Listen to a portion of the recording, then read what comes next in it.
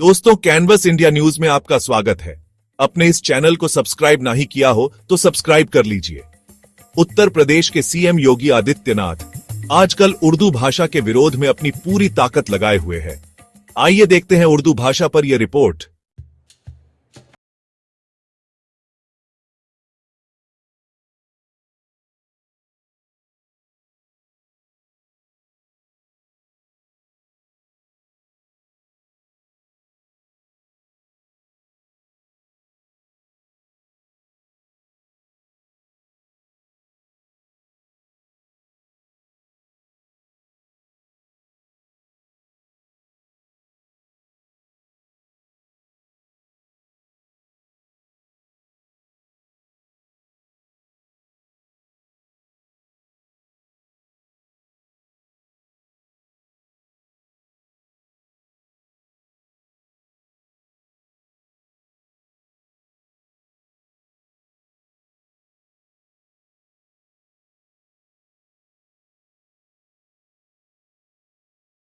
और आने वाली पीढ़ियों तक पहुंचाना है।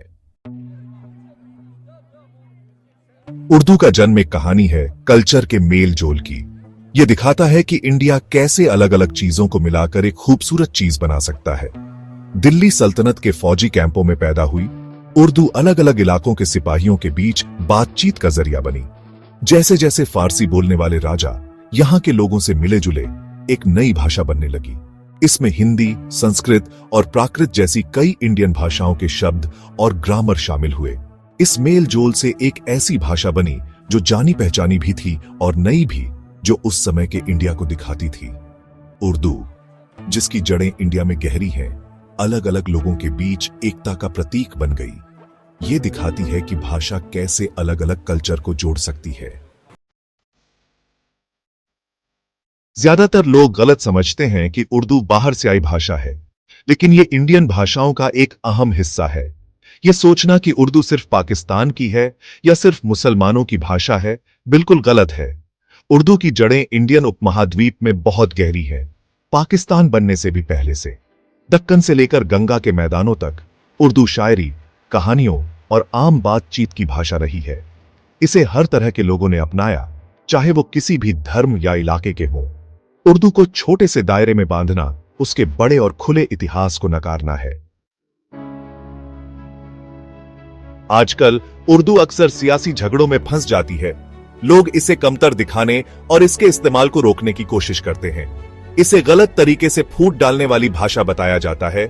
इसके अच्छे कल्चरल योगदान को सियासत दबा देती है। लेकिन यह याद रखना जरूरी है कि उर्दू किसी भी दूसरी भाषा की तरह बातचीत का एक जरिया है, अपने विचार, भावनाएं और आइडियाज जाहिर करने का माध्यम। उर्दू को सियासत की नजर से देखने के बजाय हमें इसकी जोड़ने की ताकत को पहचानना चाहिए। उर्दू धर्म और इलाकों की सरहदों से परे जाकर लोगों को जोड़ने, बातचीत और समझ बढ़ाने का काम कर सकती है। मुश्किलों के बावजूद उर्दू आज भी फल फूल रही है, बदलते वक्त के साथ चल रही है और अपनी खूबसूरती बनाए रखे है। बॉलीवुड, इंडिया की हिंदी फिल्म इंडस्ट्री उर्दू की बहुत रनी है। उर्दू की शायरी, डायलॉग्स और गाने ने अनगिनत फिल्मों को और भी खूबसूरत बनाया है। उनमें भावनाएं, गहराई और मिठास भरी है। बॉलीवुड के अलावा उर्दू को सोशल मीडिया पर नई जिंदगी मिल रही है। नौजवान चाहे किसी भी भाषा के हों, उर्दू शायरी की खूबसूरती को फिर से खोज रहे हैं और उसे ऑनलाइन इस्तेमाल कर रहे हैं। नई पीढ़ी में उर्दू की ये वापसी उसके जादू को दिखाती है। उर्दू को बचाए रखने की जिम्मेदारी सिर्फ भाषा के जानकारों की नहीं, बल्कि हर इंडियन की है। हमें ऐसा माहौल बनाना होगा जहां उर्दू फल फूल सके, जहां बच्चों को ये भाषा सीखने के लिए प्रोत्साहित किया जाए और जहां इसकी अमीर साहित्यिक विरासत को सेलिब्रेट किया जाए और आगे बढ़ाया जाए। उर्दू भाषा की वर्कशॉप से लेकर उर्दू लिटरेचर फेस्टिवल तक ऐसे कई तरीके हैं जिनसे हम इस अनमोल विरासत को बचाने में योगदान दे सकते हैं।